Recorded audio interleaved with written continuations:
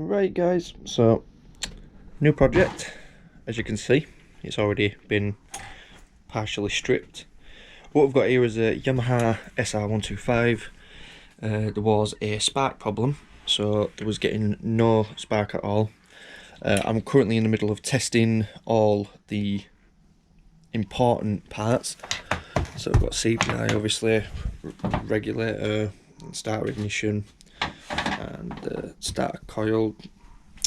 But yeah, so what I'm going to do is I'm going to do the bare bones first and see if we get sparks. If we do get spark, then that means the actual main components are working, and there's something in the actual wiring loom that's stopping it from working, and it's probably going to be a kill switch somewhere because again it's not been looked after. So what I'm going to start doing is I've got these two to test. We've got the regulator and the CDI, and then I've got to take the stator caging off to actually check the stator to see if the stator's all working. Now I did try and get spark, just plugging everything in what needed to be plugged in. I did try a new spark plug, didn't work. I tried my spark plug in a mate's motorbike and it worked.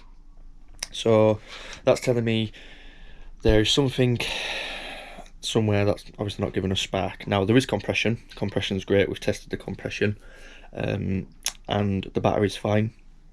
So all I'm going to do now is just obviously try and figure out what component is broken, because I know them two are fine. I've just got to test them two and the stator, and then we'll be a bit more wiser. The actual plan for this SR is I'm going to make it into a scrambler, so all the back ends coming off I'm going to be grinding, making it nice so it's got a nice seat on it. All new blocks and gauges. I'm getting new switches and stuff. It's all going to be sprayed and cleaned. The motorbike engine is going to get a rebuild, so I'm going to actually rebuild the engine, and the wheels are going to have nice bobbly wheels on them. The actual front mudguard's getting cut up so it's a bit more accurate to a scrambler, and when it comes to it I'm actually going to be doing the full rewire of the wiring loom myself. So yeah, stay tuned and we'll do another project together. So literally as I've started taking the stator screws out, and obviously with these old bikes people don't know how to use screwdrivers, so they've only gone and rounded them off, which is problematic.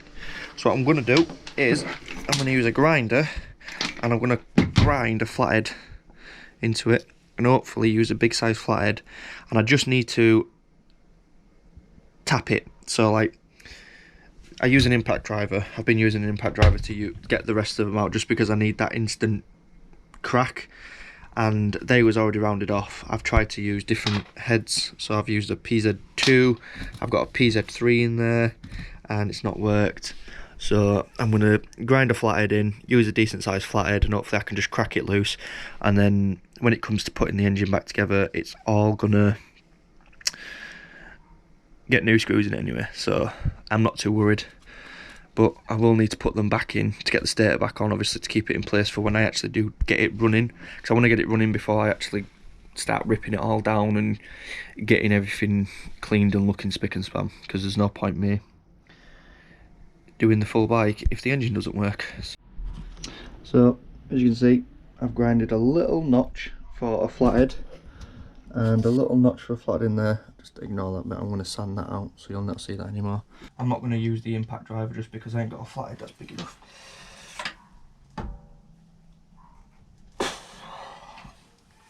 Right, that was a successful one. Managed to get that one off, and now we've got this one, which I'm not comfortable with, but it's got two choices. There we go, fucking look at that. Right guys, so the final test is whether the motorbike actually starts. So I've got it all hooked up. It's a bit ghetto rigged at the minute, like there's dodgy connections everywhere. That's all my plus connections, my positives.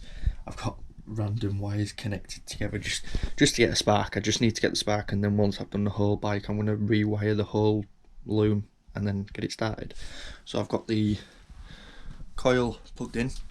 I'm gonna, and you shouldn't do this, but I'm gonna put some spray just down there, and we're gonna see if she starts. So I'm just gonna, it's connected to the starter. This is my starter. Let's see. And there we go. Only fired for a second, but that's all I need. That's all the confirmation I need to actually get this bike on its way.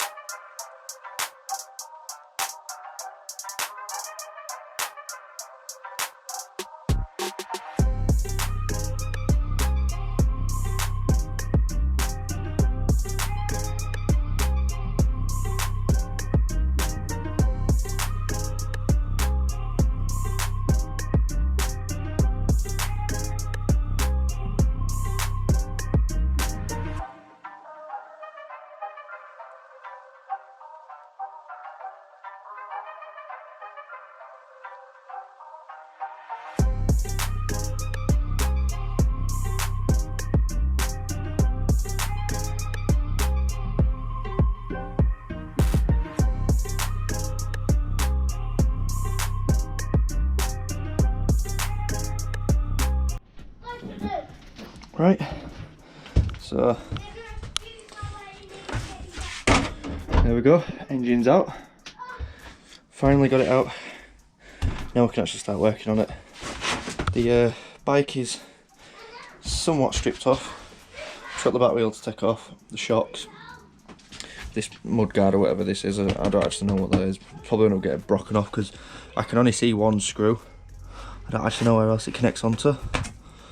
But that's going to come off anyway because I'm going to get myself something fabricated for the back of there, so obviously the mud doesn't split over to it. And then we've got the swing arm to get off. I've got to split the link on the chain, get the chain off, and then that's just the bare motorbike chassis. I can start stripping the paint off of it, cleaning it up, and then I've got to cut this off, add the oval at the end for the seat, but I need to get the seat and the actual end bar before that any of that goes on because I don't want to be getting wrong measurements and end up fucking it up. So I'm going to buy the seat and I'm going to buy the back bit. The reason I'm buying them first is because one, it's to do with the chassis, so I need to weld it up, and two, the indicators are integrated into the actual back end of it.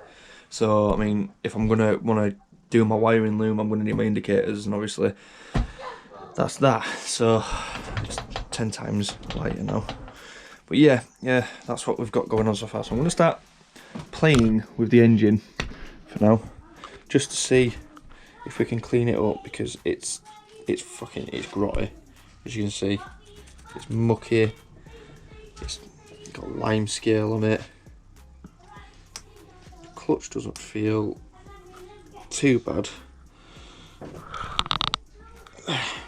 but yeah, I'm gonna strip the heads off. I'm gonna rebuild this completely. I'm gonna get some new gaskets, so I'm gonna completely rebuild the head, because I don't think any of this is leaking. There's some leakage there, but I'm gonna guess that's because of this plate here.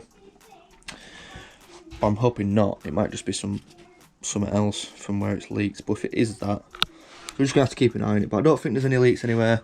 I'm gonna get a new gasket for the stator head at the stator plate, the cap thing, the stator cover. Jesus Christ, I couldn't do it then. Take all this off. See if the pistons are fine. I'm sure it is, because the compression was absolutely sound anyway. I don't particularly want to take any of it off, but to be able to clean inside of here and stuff like that, I'm going to have to dismantle it all so it's free of components, and then I'm going to get it sprayed up, which I don't actually know which or what I'm going to be spraying yet, but it's going to get sprayed nonetheless. So yeah, let's get on with it.